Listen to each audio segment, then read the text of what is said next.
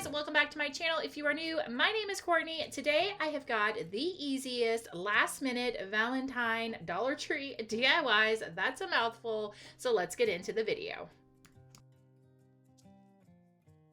For this DIY, you're going to need one of the small wire wreath forms from Dollar Tree, as well as 2 packages of the pink treat bags and 2 packages of the red treat bags from Dollar Tree.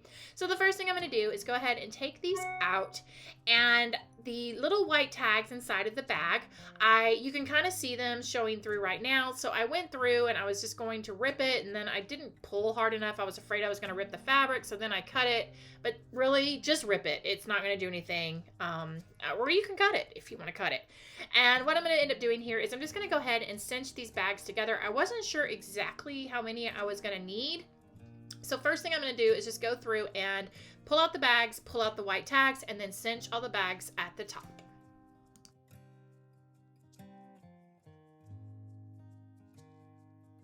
Once the bags were all cinched, I took the string on each bag and I tied them together and did a double knot, tying it to the back of each bag. I knew that if I cut these strings, the bags would come uncinched, and then I'd have a whole nother little situation I'd have to deal with to get them to stay cinched. So this I found was the easiest way to do that. It also is going to allow me to have a little bit of extra I guess security when I go to tack these down to the wreath form, because I can use those strings to help me secure the bags.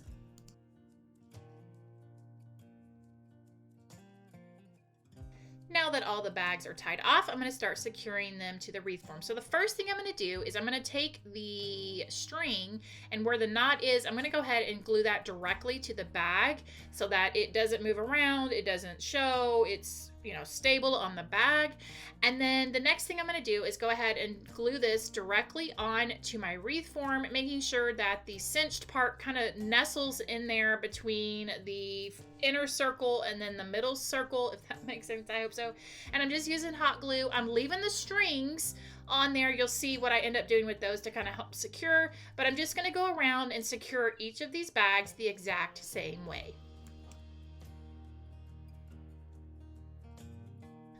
The bags are all secured, so now we're going to work on the back. Now, honestly, I don't know that this step is necessary. You probably could very easily just go ahead and trim these strings off and be done with it, but again, I just wanted to put a little extra security on there, so I'm just going to kind of pull these strings through here, and then I'm just going to use some hot glue to glue them down, and then just trim off the extra strings, and then that's it.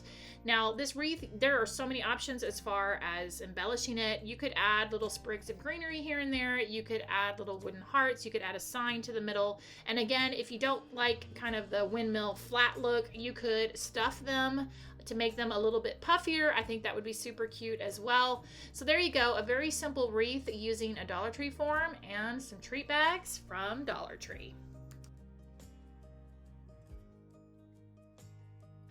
For this Dollar Tree DIY, you're going to need 4 of these block signs. Your first step is going to be to go ahead and remove all of these little metal nameplates and the screws and put them aside, because you will need them back. Once those are taken off, you want to go ahead and take some paint. I'm just going to use the Waverly white chalk paint and paint over where the words are. Now, the beauty of this is that you don't technically have to stay in the lines when you're painting over it. If you get a little off of this white box, no big deal, because the metal plate will cover up your mistake. Woohoo!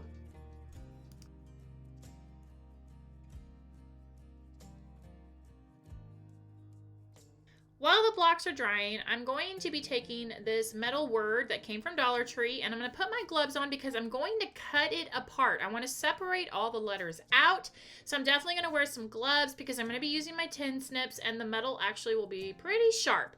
So here I struggled to get it off of my mat because I actually work on a silicone work surface, so trying to get it off with gloves was a little tricky, but anyway, I got it off. Then I'm going to take my tin snips. These are Craftsman tin snips. I love these. They're always linked down in my description box. If you don't have tin snips in your crafting arsenal, definitely consider getting some. And I'm just going to go ahead and cut these.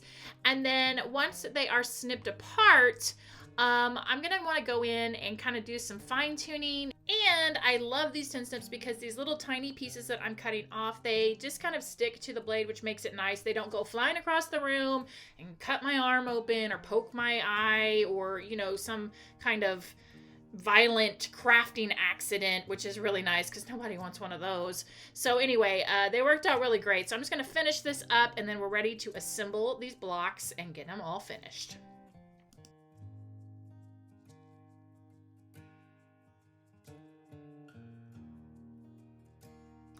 To wrap this up, I'm going to take my little blocks here and go ahead and reattach my metal nameplates.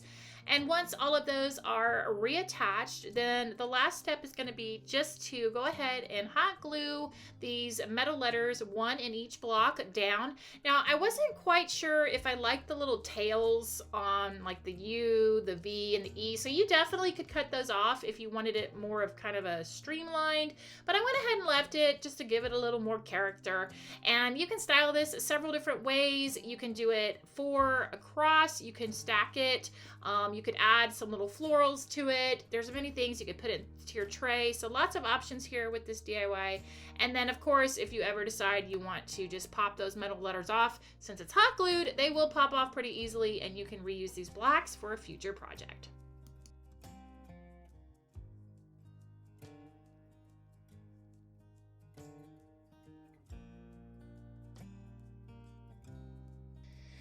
This Dollar Tree DIY is going to be a fun little candy dish that would be a great little gift idea, whether it's for a friend, a coworker, a neighbor, or just to have in your home. So the first thing I'm going to do is get rid of that pesky glitter.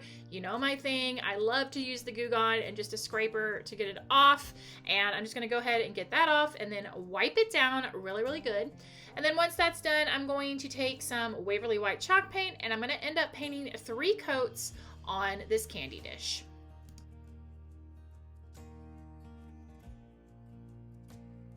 While the candy dish dries, I have this little vinyl decal sticker that I cut out on my Cricut Joy, and I'm just going to put this on the little back portion of my candy dish. Now, if you don't have a Cricut Joy, there is a printable down below. You could print it out and just go ahead and stick it on to your candy dish directly, or you could do the good old-fashioned way of tracing the back, print it out, trace the back with a pencil, and then trace it on there and either use a Sharpie paint pen, or you can freehand it, whatever you want to do. Or you could even use regular stickers as well. And I'm going to go ahead and get this attached, and then I'll be ready to move on to my embellishments. Now I'm ready to finish off my candy dish. So I got this pack of wooden hearts from Hobby Lobby, and I knew I wanted to put 1 or 3 or 2 or something on the front of it. So I'm kind of just looking around to try to figure out what I wanted to do there. And then once I picked a heart, I wanted to use some of the little burlap roses that Dollar Tree has. And so I'm just going to glue those directly onto the back side of this candy dish. I also glued the heart. I ended up picking just 1 heart and glued it directly on there, just leaving it natural. But I did end up going back and popping it off and painting it with pink because I felt like it just needed a little more color. And then to kind of, I guess, dress up the roses, I wanted to add some greenery back there, but I wasn't sure how to go about it. So I had some of this little eucalyptus greenery, but it was a little too much. So I ended up just plucking off the leaves and then gluing a couple of leaves in there. And then the last step was just to add some Hershey Kisses. And there you go, a really cute little candy dish that you could put on your desk, or like I said, at home, or give it to your neighbor, friend, teacher. Just a great, easy little DIY.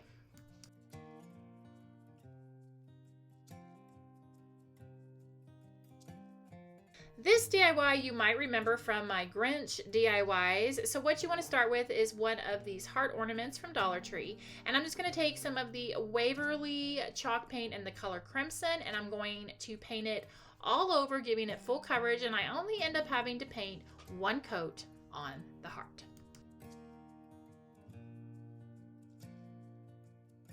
Once the heart was dry, I took a long piece of twine and I tied a knot at one end. I just went ahead and secured one end at the top of the heart where the hole was. And then once that was done, I just took a felting needle and some felt balls that I ordered on Amazon. I will try to link them down below if I can find them. They're very good quality. You will find some of the felt balls were a little easier to poke. Others, you kind of had to work at it a little bit. But I just really liked the felt balls because I felt like it just gave it a different look from wooden beads. But you could certainly do a felt ball, wooden bead pattern as well. And you can make it as long as you want that to whatever you like. And as you'll remember, this was part of my Grinch decor, and so I love that it's multi-purpose. I was able to bust it out again for Valentine's Day. And here all I'm doing is just taking the leftover twine and I'm just making a tassel by wrapping it around my hand and then of course tying it off.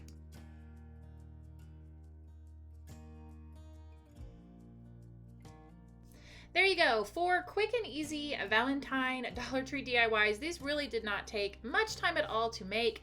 Let me know down below which one of these was your favorite. Also let me know what is your favorite treat or even flowers to receive for Valentine's Day if you do celebrate Valentine's Day. And if you don't, drop this emoji down below to let me know you are here. I will see you guys in the next video. Here are some that you might enjoy. See you later. Bye.